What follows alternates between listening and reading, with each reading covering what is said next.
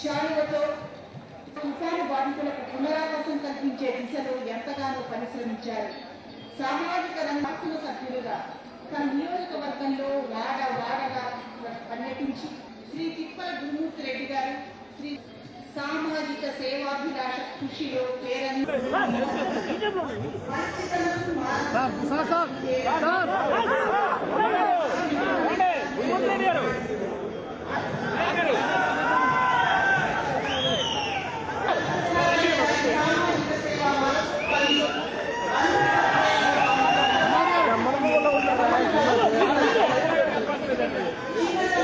ఘంటా శ్రీనివాసరావు ఈరోజు రాష్ట్ర శాఖ మంత్రులు కావడం, అంతేకాకుండా ఆయన పేరు ఏ విధంగా ఘంటానంలో గంట మోగించి ఏదైనా పని సాధించిన శక్తి పరుడు ఘంటా శ్రీనివాస్.